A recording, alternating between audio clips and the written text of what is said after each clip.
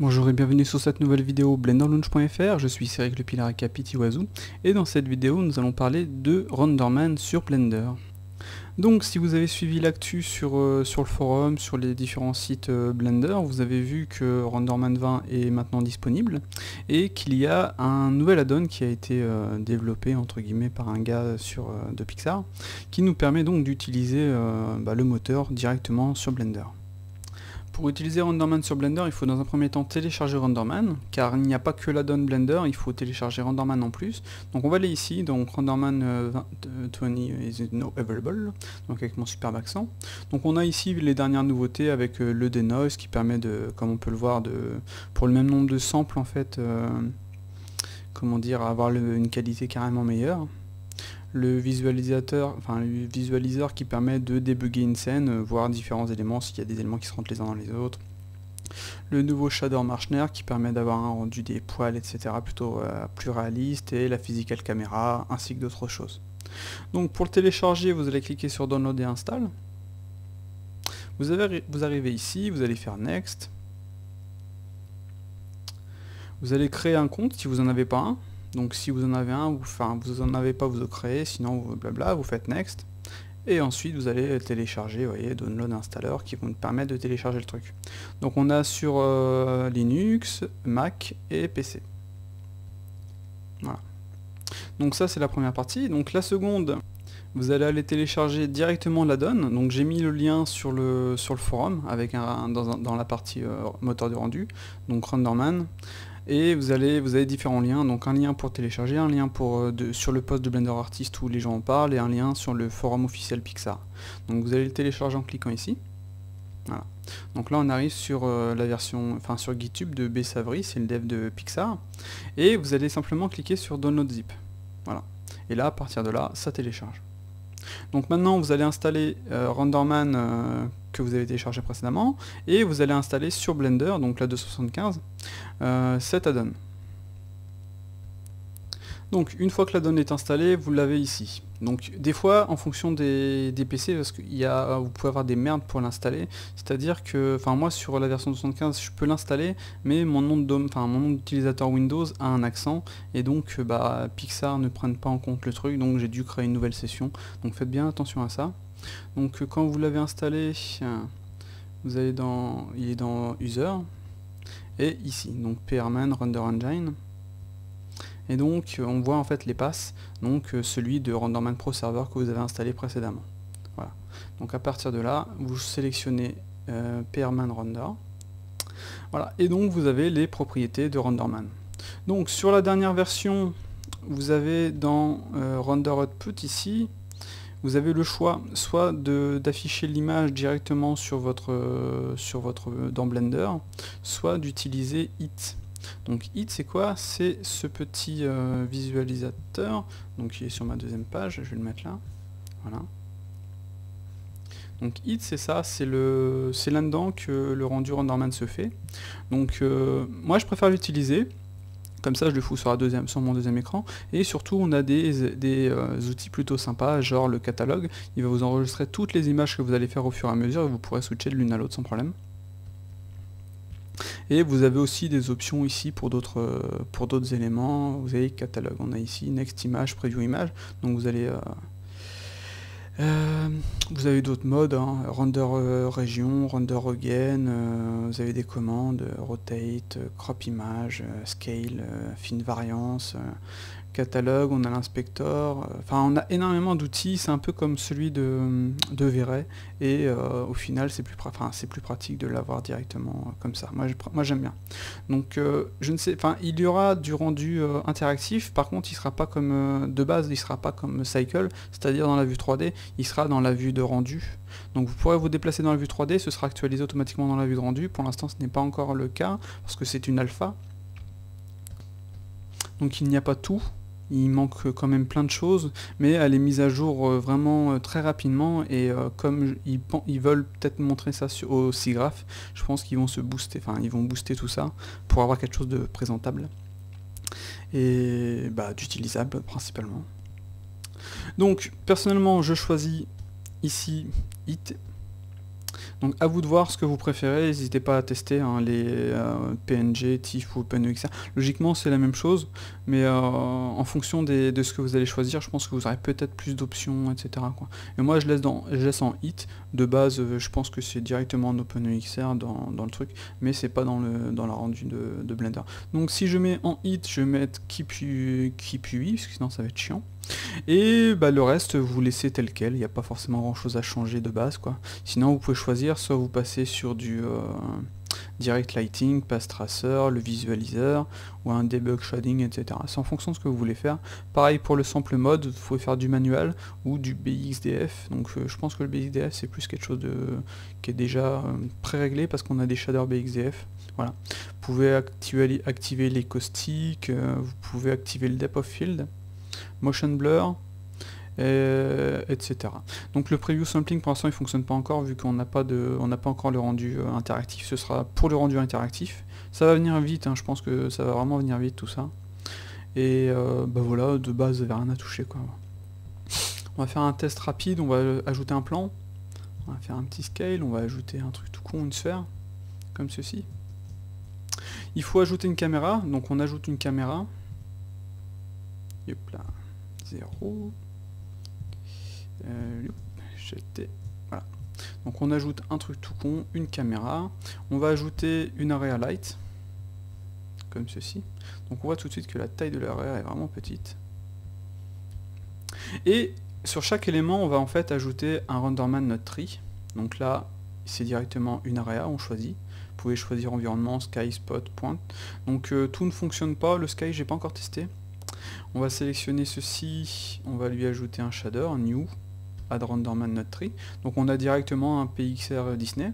Même chose ici, new, add renderman node tree. Vous pouvez changer la couleur histoire de voir si on a quelque chose de différent. Voilà.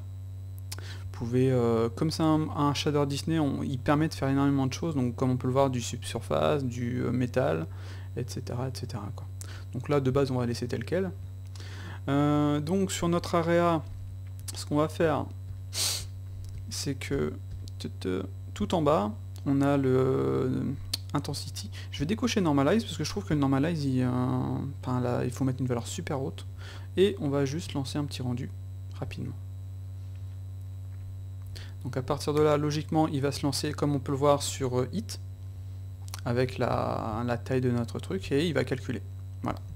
Donc on fait échappe, c'est fini. Donc il y a quelques petits bugs, hein, mais c'est tout à fait normal. Au niveau des normales, on peut cocher le smooth normal, export smooth normal. Donc comme ça, si on a lissé les normales, si on fait render, on raffiche hit, on a tout de suite quelque chose de lissé. Désolé, j'ai un peu un rebut.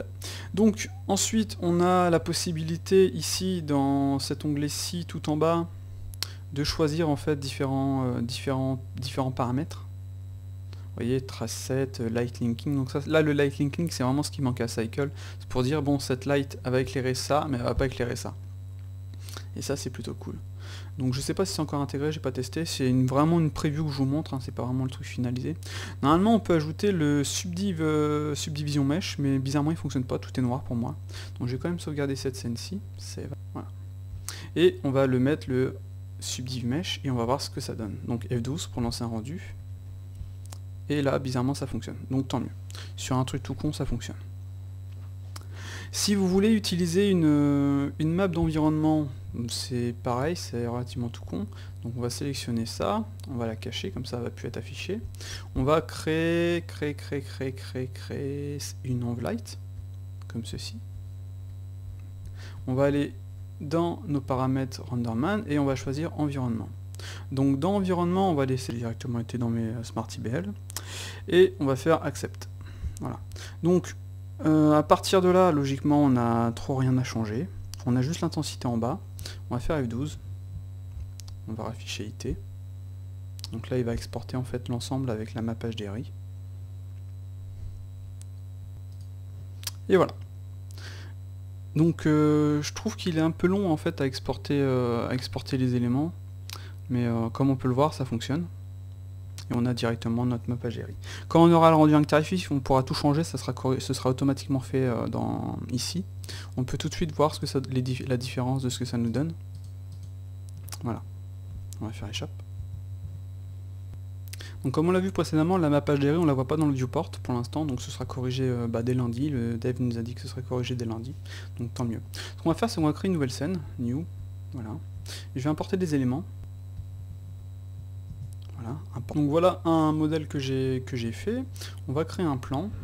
On va faire ça, on va se mettre en edge, on va faire E, comme ceci, on va faire CTRL B, plus sous la molette, comme ça. Voilà. Donc on va se déplacer ici, on va faire ça, on va faire E, on va faire ça, on va faire un petit scale, comme ceci, E, voilà. Donc après on peut ajouter des subdivisions histoire d'avoir quelque chose d'un peu plus clean, c'est pas forcément nécessaire mais c'est en fonction de ce que vous préférez faire. Voilà, CTRL R pour les bouts.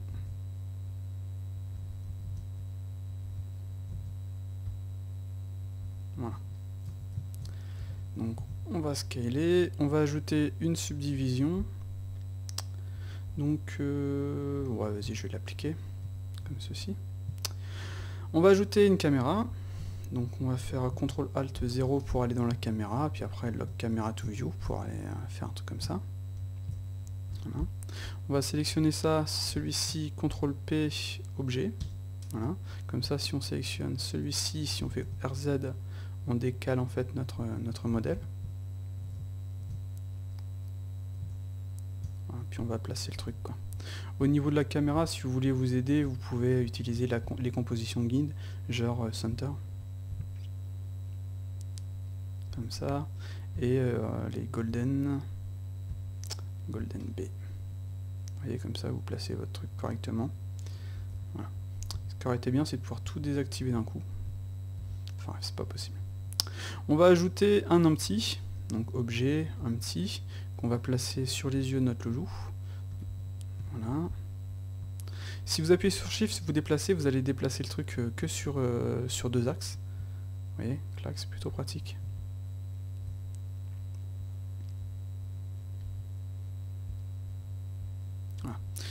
Et au niveau de notre caméra, on va lui dire je veux que tu me sélectionnes mon empty. Voilà. L'f-stop, on va pas forcément y toucher ici, puisque je me suis rendu compte que ça changeait pas grand chose. C'était plus au niveau des paramètres. Donc c'était où?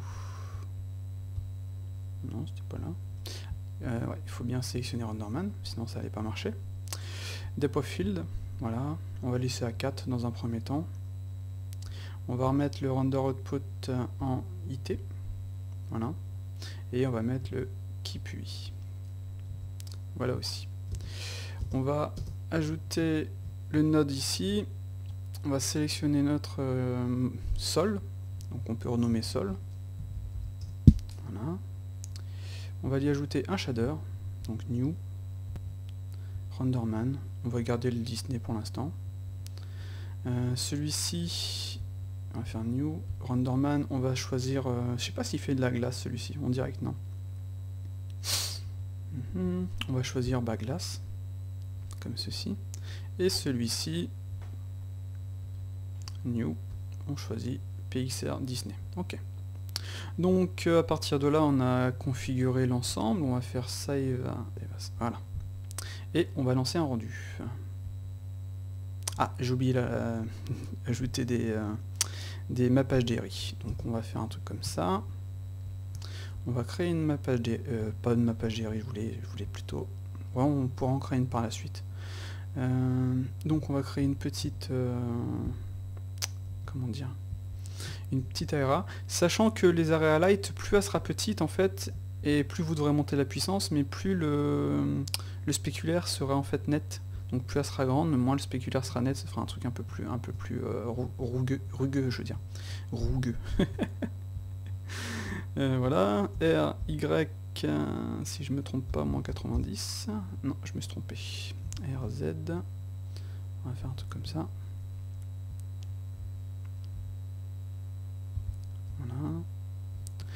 Et Shift D, RZ. Voilà.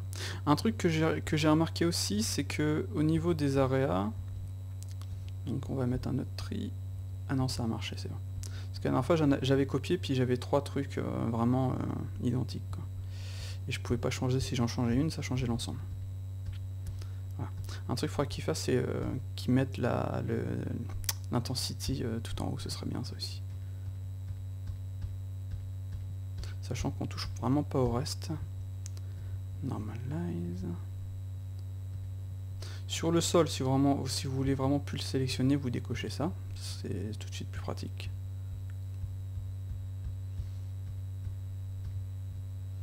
Voilà.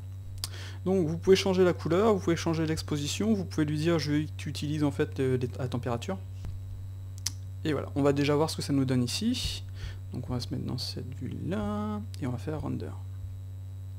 On affiche IT, et vous voyez tout de suite ça fonctionne. On va faire échappe. Si je fais, c'est un autre bouton que j'ai utilisé.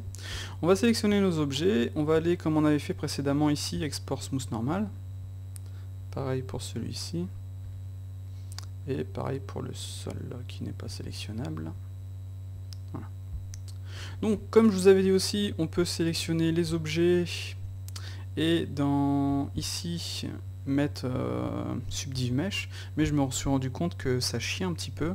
Donc ce que je vais faire, c'est que je vais me ajouter une subdiv.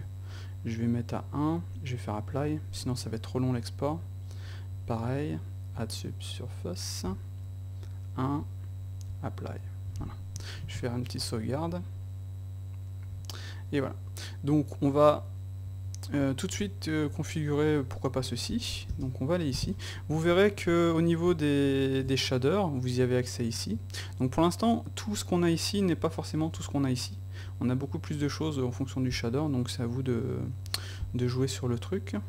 Donc là on est en glace, on va mettre un A2 par exemple. Roughness à 0,15. En transmission au niveau de la couleur, on va mettre un truc un peu plus comme ceci par exemple. Voilà. Et en réflexion, on va laisser tel quel. Donc sur le shader en lui-même, on va pas vraiment toucher pour l'instant. Donc on va faire une petite sauvegarde. Pensez à sauvegarder, hein, vu que c'est une alpha, souvent ça chie. Et F12. Voilà. Comme on peut le voir, cela fonctionne. Donc si vous voulez un peu plus de réalisme dans votre rendu, pas hésiter à ajouter une map d'environnement. Donc pour ça on ajoute une env light. Donc comme je vous ai montré tout à l'heure. Donc on choisit environnement et on va on va mettre celle-ci. Accept. Et on va faire F12 pour voir ce que ça nous donne. Est-ce que j'ai un normalize? Non. Et on va faire F12. Donc là il va falloir qu'il nous exporte la normal map. Enfin la normal map. L'envlight. Donc voilà. On avait ça précédemment, on a ça maintenant. Vous pouvez normalement faire une rotation de la map, je vais en essayer une autre, celle-ci n'est pas forcément super. Je vais mettre les shaders en gris aussi, ça pourrait être intéressant. Bon, voilà rapidement avec une autre map HDRI, tout de suite c'est déjà plus sympa. Donc voilà. Ce qu'on va faire maintenant, c'est truquer un petit peu tout ça. Donc déjà celui-ci, au niveau du roughness, on va passer à 0,25 pour voir. Au niveau du rendu, est-ce qu'on avait quelque chose de... Ouais, ça allait. Peut-être faire une rotation du modèle, on verra par la suite. Donc sur celui-ci, on va ajouter des textures. Donc on va faire T. Ici en fait on a les shaders dans Pyraman BXDF là. Et ici on a les textures. Donc on va ajouter différents nodes. Donc principalement texture. Donc un pour la couleur, un pour le bump map, enfin la normal map. Voilà. Normal map.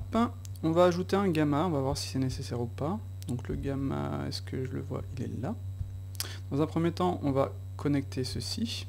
Donc comme je disais tout à l'heure, tout ce qu'on a ici, c'est pas forcément tout ce qu'on a ici. Comme on peut le voir, il y a beaucoup plus de choses ici. Là, on n'a pas le inversé. Donc le inverté, il faut le décocher à chaque fois, parce que comme parce qu'en fait, de RenderMan, ça a été développé pour Maya. Pour Maya, l'axe vertical c'est Z, pour Blender c'est Y. Donc il fallait avec le inverté, c'est la version Maya. Donc si on le décoche, c'est la version Blender. Voilà. Donc il est décoché, là c'est la color, on va aller chercher notre color. Donc crocodile, texture, color, voilà.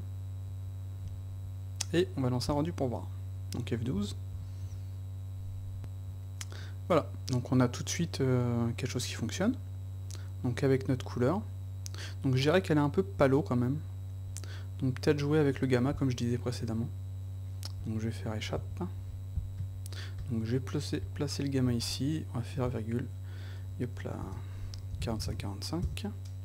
Et on va aller chercher, on va plugger directement la normal map ici. Donc dans le node de normal map, en fait, je me suis rendu compte que...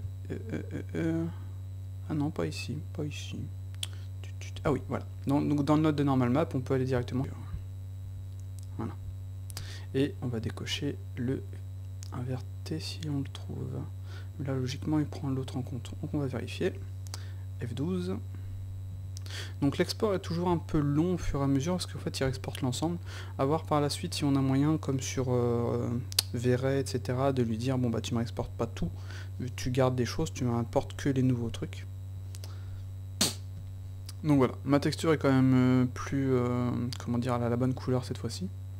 Donc au niveau de normalement, malheureusement on va pas voir tout de suite parce que la taille de notre image est vraiment trop petite. Donc ce que je vais faire, c'est que je vais aller dans les dimensions, je vais mettre à 100%. Voilà. Et des trucs bizarres, par exemple ici elle est bien, ici elle est inversée. Donc peut-être en fonction de l'orientation des UV, donc à vérifier quoi. Je demanderai au dev. Donc ce que je vais faire, c'est que je vais inverser la normal map dans les paramètres. Donc je vais faire échappe. Je vais aller ici, donc j'ai bien mon mesh sélectionné, je retourne ici, invert bump et je refais F12. Et donc là, comme on peut le voir, ici c'est ok, par contre ici c'est inversé. Donc c'est sûrement, je disais, en fonction des, comment dire, de l'orientation des UV, parce que la map de normal prend, comment dire, c'est en fonction des UV logiquement, quoi. Donc voilà, donc si on dézoome on a ça. Donc ce que je vais faire, plutôt que de rester sur cette scène-ci qui ne me convient pas et qui me fasse, qui m'oblige à tweaker X temps et nous faire perdre du temps, je vais ouvrir la scène où j'ai un rendu qui me convient. Ce sera, je pense, le plus simple. Donc on arrive sur cette scène, c'est exactement le même principe, 2 arrêts à light, j'en ai créé une autre aussi pour déboucher un petit peu la partie avant, une caméra, un plan et une env light. Voilà. Donc au niveau des shaders, bah, même chose, PRX Dixness, celui-ci c'est un glace, j'avais mis le roughness à 0.15 par exemple. Au niveau de la cam, je sais pas si j'avais activé le physical camera, donc j'avais mis donc le depth of field, f-stop à 7, j'avais pas activé le physical camera. Au niveau des préférences, je n'avais rien changé. Voilà, donc IT. On peut cocher le denoise, je vais vous montrer par la suite la différence, etc. Donc le denoise, comme on a expliqué au début de la vidéo, ça permet pour un même nombre de samples en fait de nettoyer la, comment dire, l'image de tout son noise. Donc ça à utiliser en fonction de ce que vous voulez faire, hein. Si vous voulez faire une image rapide, utilisez-le. Si vous voulez faire une image calculée, etc., là il faut réfléchir à ce qui est le mieux à faire, quoi. Donc voilà, je vais vous montrer le rendu. Donc au niveau du rendu, on arrive là, on arrive à ça. Donc j'ai tweaké, j'ai fait des tests, hein, j'ai modifié les shaders, etc., etc. Mais de base, c'est exactement tout ce que je vous ai montré. C'est juste la phase où on fait des tests, on tourne les lights, on augmente l'intensité, on baisse l'intensité, on change ci, on change ça, etc. Donc on a toujours le problème de normal du fait des UV qui ne sont pas orientés dans la même direction. Et d'ailleurs sur Cycle on n'a pas ce problème là, ce qui est plutôt sympa, quoi. Pareil, j'en parlerai au dev. Et donc voilà, on a un rendu relativement clean. Donc je crois que c'était un rendu en Full HD. Donc si je fais, est-ce qu'on peut, on a rien pour le dézoom en fait sur voilà, même pas. Ouais, on a absolument rien pour se dire est-ce qu'on est à 100% sur l'image. Peut-être image, view, oui c'est ça. 1-1. Voilà, je suis méchant. Donc voilà, donc on a ça, ce qui est plutôt, comme vous pouvez le voir, assez clean, etc., quoi.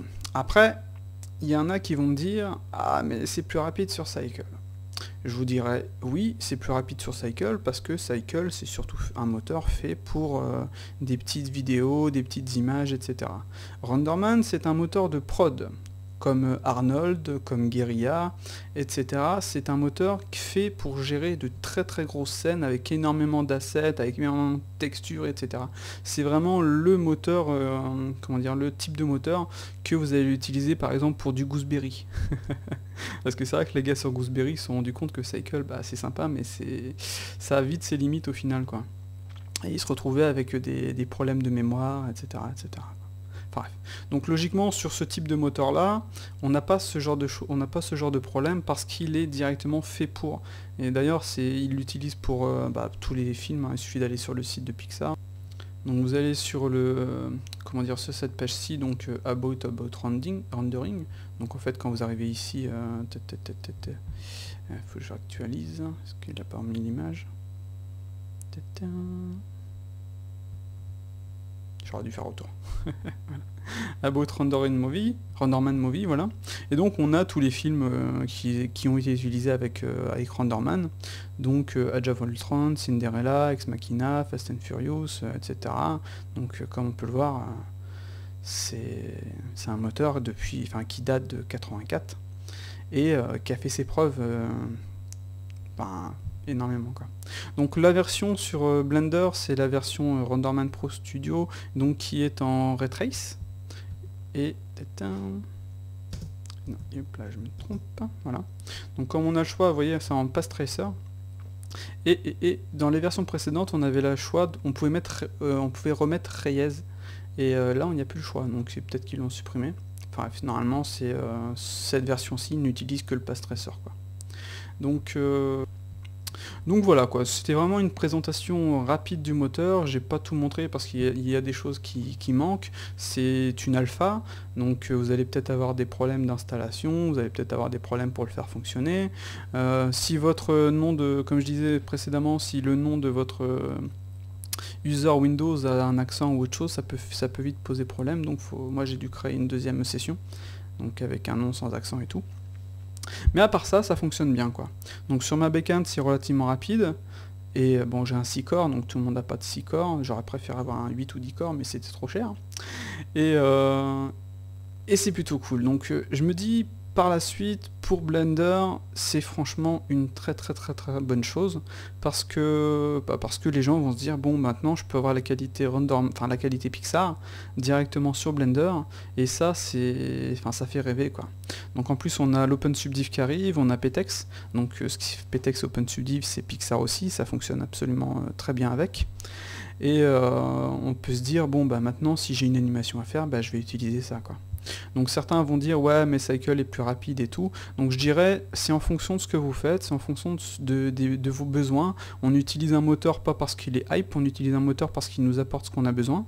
Donc si vous avez besoin de faire une animation rapide avec des calculs rapides, bah, vous allez utiliser soit l'internal, soit Cycle, ou même d'autres moteurs. Si vous voulez faire quelque chose de photoréaliste, etc., vous allez utiliser Octane, V-Ray, etc., etc.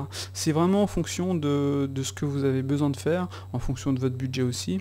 Donc Renderman est gratuit pour une utilisation non commerciale et payant pour une utilisation commerciale. Par contre, il est vraiment pas cher. Donc comme on peut le voir là, Renderman 495$ par licence. Donc ça va, c'est vraiment pas cher, quoi. Après vous avez la maintenance annuelle qui est de 200$. Donc si vous voulez le prendre ou pas, c'est à vous de voir, quoi. Mais de base, c'est vraiment pas cher, quoi. Donc au niveau de la version non commerciale, hop là, j'ai un petit peu de mal, voilà. Donc c'est gratuit, hein. Après vous avez comment dire, une ELA pour voir les différents paramètres, quoi. Et au niveau de de cette version-ci, la différence avec la version payante, c'est que vous ne pourrez pas faire de rendu en réseau. À partir de là, vous devrez payer la version normale, mais il n'y a aucun watermark, il n'y a aucune limitation, et c'est plutôt sympa, quoi. Donc pour plus d'infos, n'hésitez pas à aller dans le là pour voir en fait tous les éléments, tous les termes et tout en fonction de ce que vous voulez faire, quoi. Donc moi je suis plutôt content parce que je pense que c'est une bonne chose. Blender commence à avoir un panel de moteurs de rendu assez conséquent. Donc on a V-Ray, Octane, Renderman, Matsuba, enfin la totale, Cycle, et j'en oublie, enfin il y en a plein quoi. Et je dirais c'est même le soft où il y a le plus de moteurs de rendu quoi. Corona, Maxwell, T-Render, enfin etc etc. On a vraiment énormément de choses quoi. Donc c'est plutôt cool et on a vraiment le choix. Et comme le soft est très bien, qui nous permet d'avoir beaucoup de choses, enfin beaucoup de moteurs différents, on peut vraiment faire tout ce que je veux quoi. Donc je vous dirais, n'hésitez pas à comment dire, à tester, à voir ce qui va pas, à donner votre avis sur le post général de Pixar.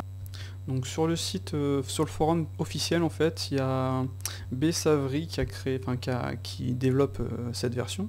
Donc cette version est un fork en fait de la version qui avait été faite pour 3D Light. Donc Bsavri, le dev, il l'a récupéré et puis il l'a adapté pour Renderman directement. Et voilà quoi. Donc MWY3510 a créé le post, a fait un tuto d'ailleurs en plus, a ajouté une scène si vous voulez tester, etc. quoi. Donc il a créé un tuto d'introduction. Voilà. Pour tester, pour refaire la même chose que sa scène. Et donc n'hésitez pas à poster sur cette page-ci, donc Bsavri c'est lui, et donc il bosse chez Pixar, et il disait en fait, on voulait savoir si c'était un plugin officiel, etc.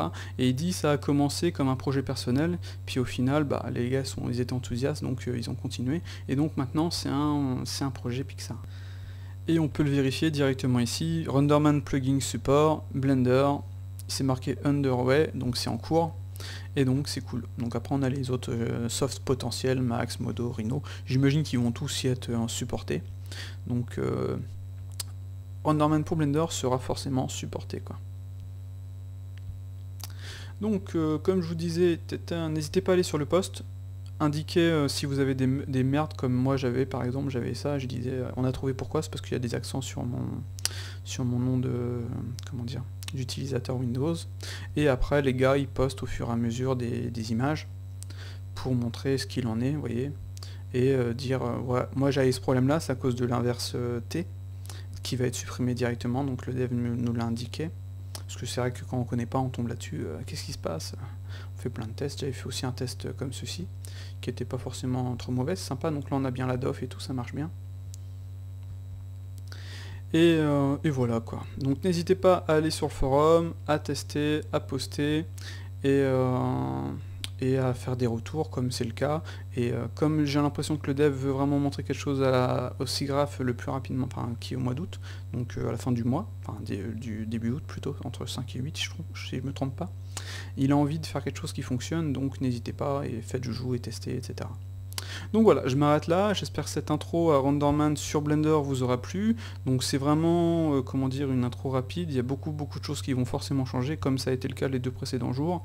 Et moi j'aime bien le moteur, il est relativement simple, un peu comme Corona ou comme Arnold sur Maya. D'ailleurs la version Renderman sur Maya est vraiment sympa aussi, j'ai fait joujou avec, et c'est plutôt bien, je vais vous montrer l'image que j'ai eue. Donc voilà. Donc comme on peut le voir là, l'IBL est géré, etc. Mais de base, tout est pareil, sauf que là, vous voyez, la normale a chié un petit peu aussi. Enfin, la normale map. Mais sinon, le rendu est plutôt sympa, quoi. Donc le moteur est plutôt cool. Je dirais que niveau qualité de rendu, c'est aussi bien que Octane et Cycle. Donc Octane, c'est pour moi un des plus réalistes que j'ai pu...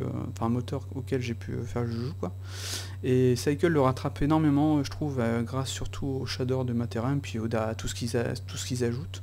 Et j'ai été étonné, donc maintenant au final j'utilise plus que Cycle, mais Octane est plutôt sympa aussi. Et là, comme on peut le voir, Renderman, pour un truc gratuit, on peut, pareil, encore une fois, on peut avoir quelque chose de plutôt sympa, quoi. Donc voilà, je vous laisse là, et je vous dis bon week-end, et amusez-vous bien, faites joujou et testez, et puis reportez. A ciao.